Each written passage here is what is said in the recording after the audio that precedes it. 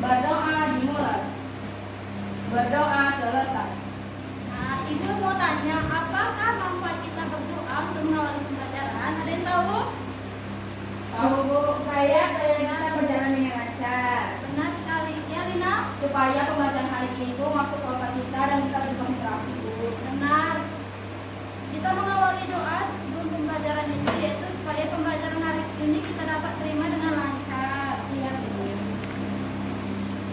Nah, kita akan menyanyikan lagu Garuda Pancasila dengan semangat. Itu yang akan Ibu pimpin. Ibu.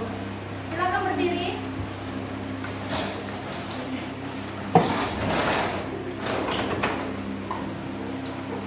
Baiklah, Garuda Pancasila.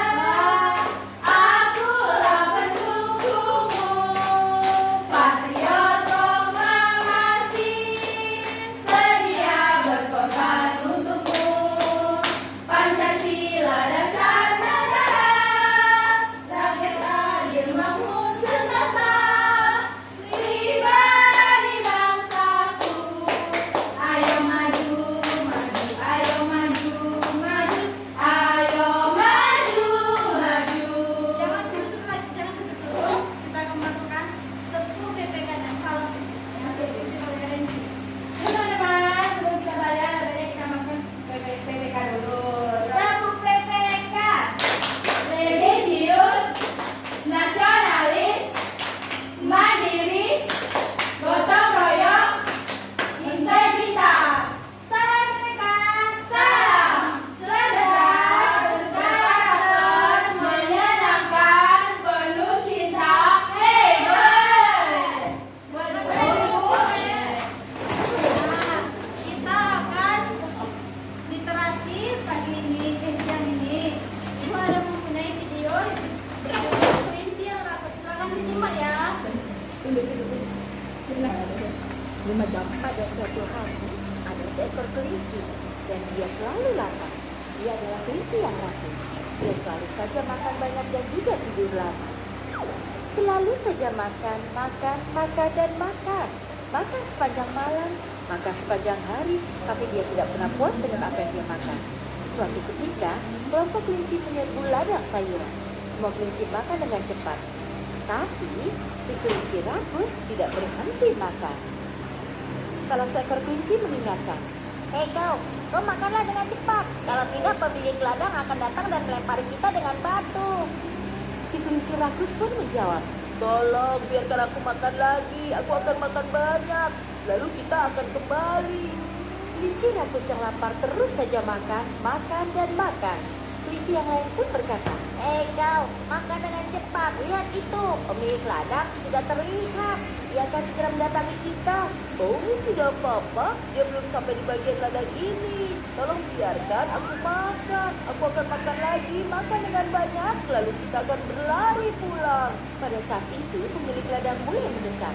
Dan semua kelinci mulai berteriak, "Lari, lari. Pemilik ladang sudah tiba. Lari semuanya."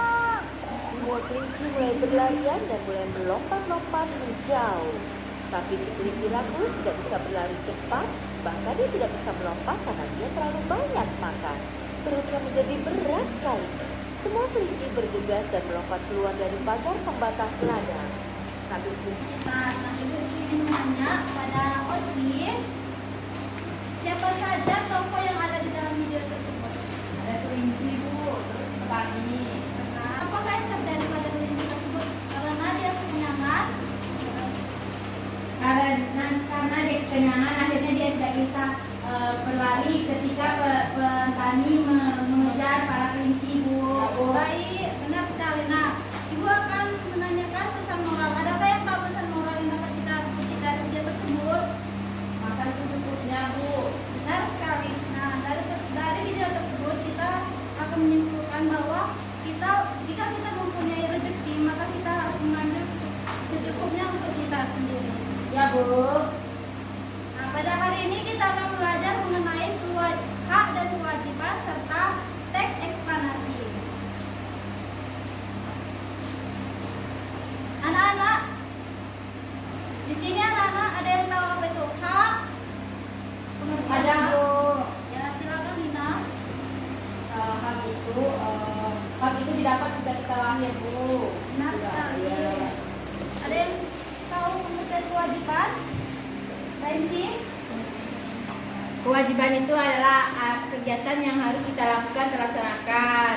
Benar sekali ya. Kewajiban itu adalah kegiatan atau hal yang harus kita laksanakan dan kita patuhi. Nah, di sini Ibu mempunyai gambar. Ya, Bu.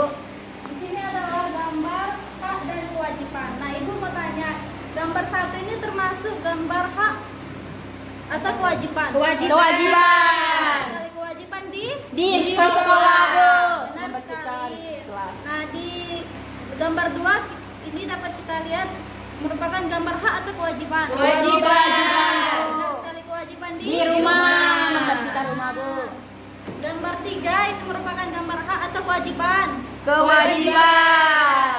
Kewajiban Di lingkungan masyarakat, Bu. Membersihkan, iya. gambar 4 ini merupakan Kewajiban.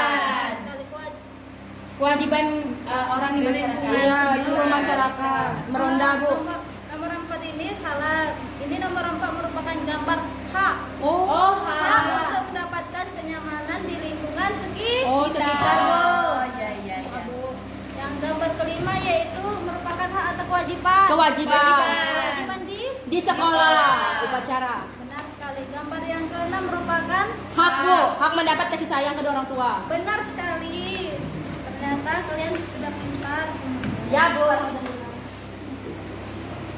Baiklah, di sini Ibu mempunyai video tentang hak dan kewajiban. Mari kita bersimak ya. Bu, pulang, Bu.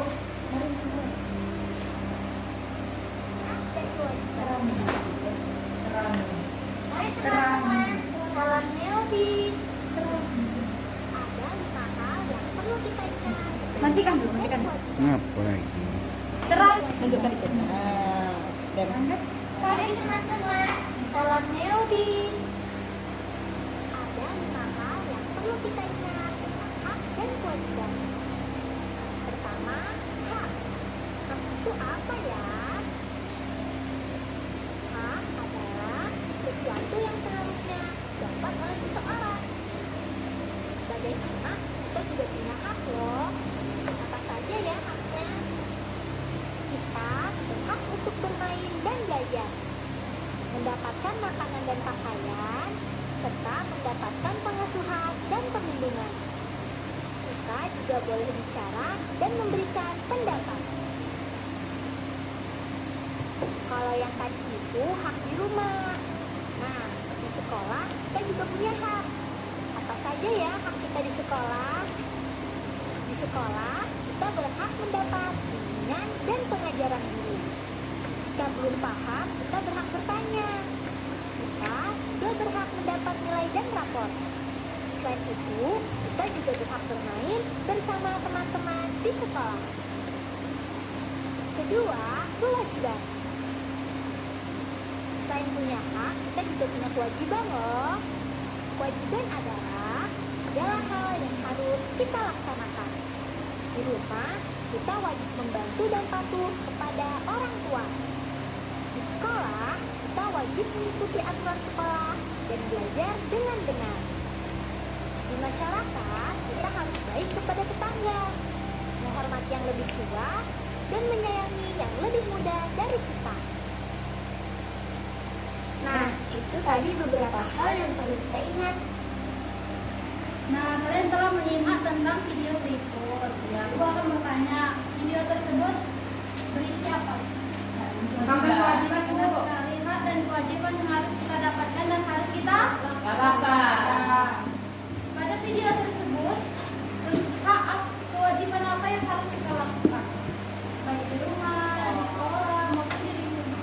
Kewajiban kita yaitu di rumah membantu orang tua, terus bermain dengan adik, terus juga bisa mendoakan orang tua dan merawat orang tua kalau lagi sakit. Benar sekali. Nah, itu akan bertanya kepada Anda. Hak apa yang harus kita dapatkan pada video tersebut?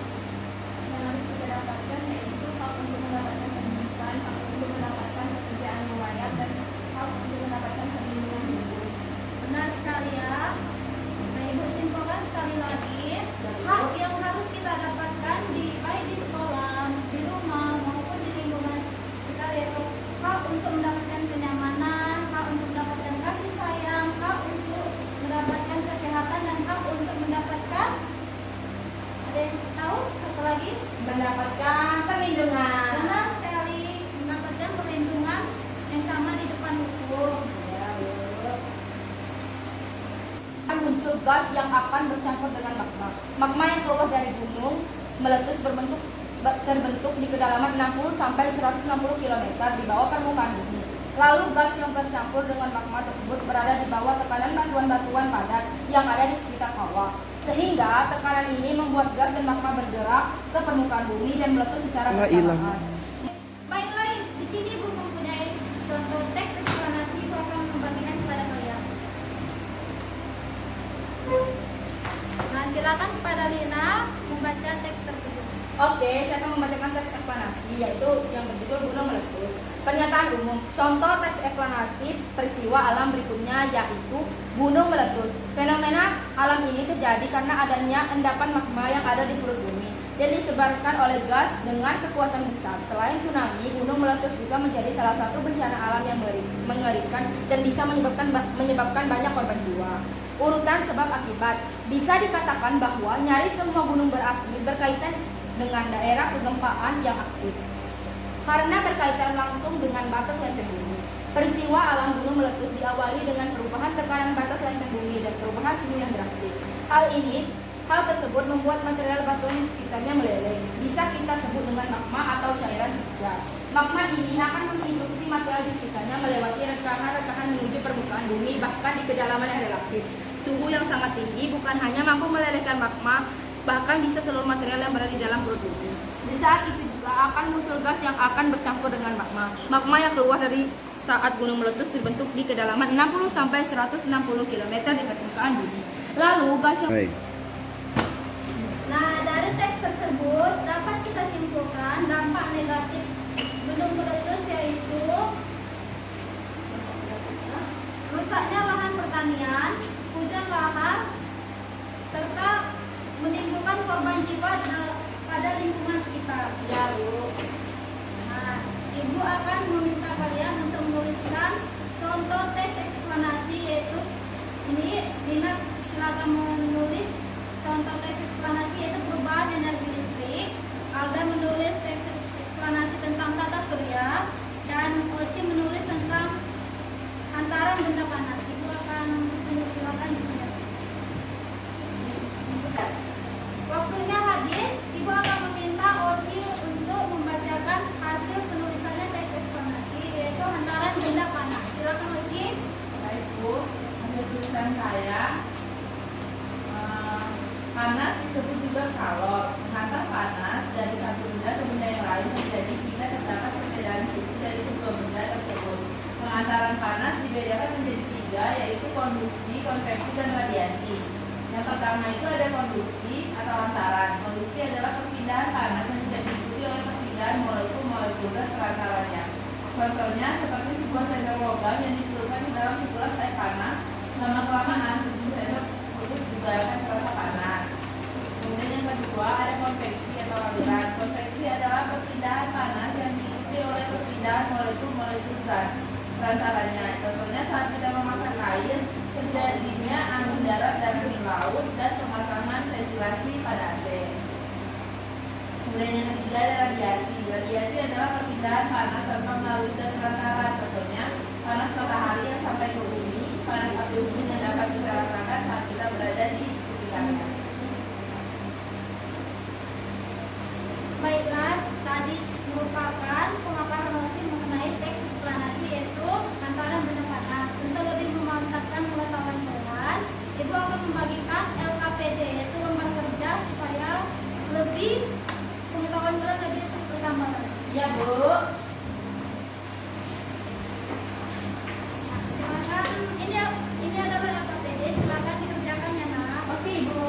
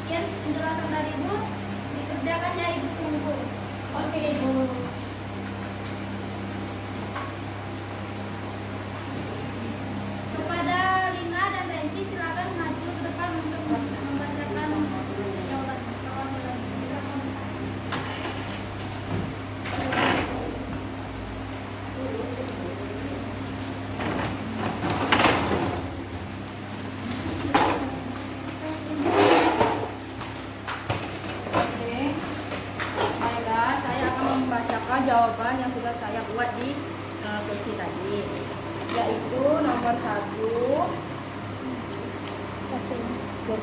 Nomor 1, karena untuk dapat mengubah energi listrik menjadi bentuk energi yang lain dibutuhkan sesuatu alat yang disebut motor listrik. Perubahan energi listrik menjadi energi gerak yang terjadi pada motor listrik dimulai dari perubahan energi listrik terlebih dahulu. Lalu energi listrik tersebut berubah menjadi induksi magnet. Induksi magnet itulah yang membuat poros-poros pada alat listrik dapat bergerak. Contohnya itu kipas angin yang dihubungkan dengan stop kontak listrik, maka baling-baling pada kipas angin akan bergerak. Hal ini disebabkan karena energi listrik mengubah komponen magnet yang berada di dalam kipas tersebut sehingga menjadi energi gerak. Lalu yang kedua yaitu karena biosfer bumi kemudian secara perlahan mengubah atmosfer dari kondisi fisik dasar lainnya yang memungkinkan terjadinya perkembangbiakan organisme serta pembentukan lapisan ozon yang bersama medan magnet bumi menghalangi radiasi surya berbahaya dan mengizinkan makhluk hidup mikroskopis untuk berkembang biak dengan aman di daratan. Sifat fisik sejarah geologi dan orbit bumi yang memungkinkan kehidupan untuk bisa terus bertahan. Lalu yang ketiga itu perpindahan panas adalah salah satu dari disiplin ilmu teknik kernal yang mempelajari cara menghasilkan panas, menggunakan panas, mengubah panas, dan menukarkan panas di antara sistem fisik pada proses pembakaran memerlukan suhu yang tinggi. Oke. Baiklah, Rina silakan duduk. Oke, Bu.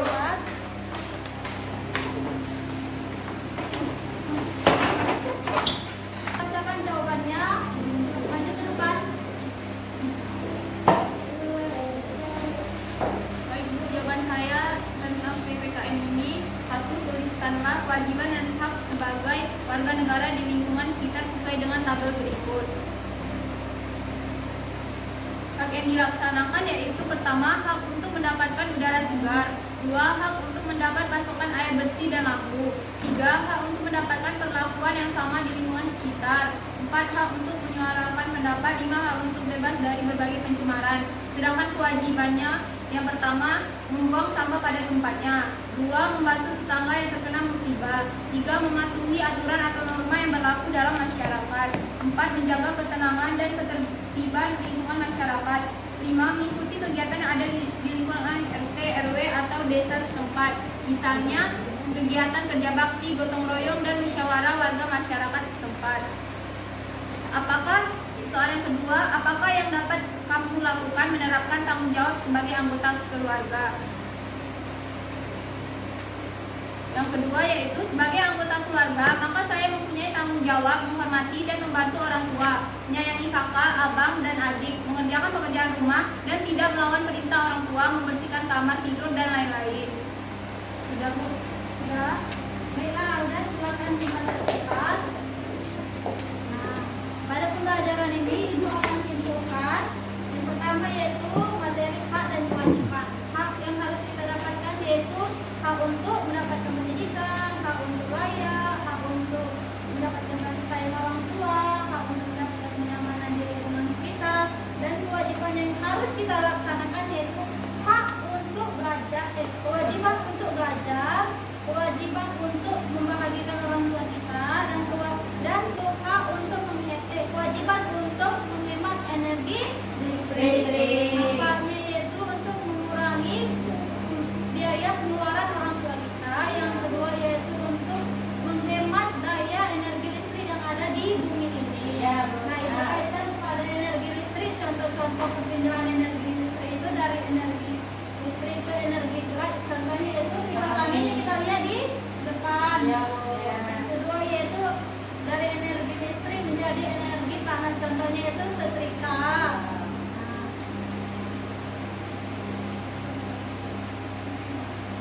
Apakah sampai di sini apakah anak-anak sudah paham? Siap, paham Bu. Baiklah. Untuk menguatkan lagi silakan dikerjakan PR yang Ibu berikan ya.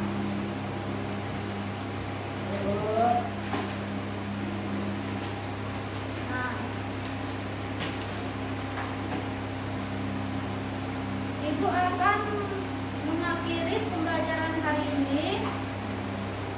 Sebelumnya silakan anak-anak untuk merapikan tempat duduknya dan bajunya.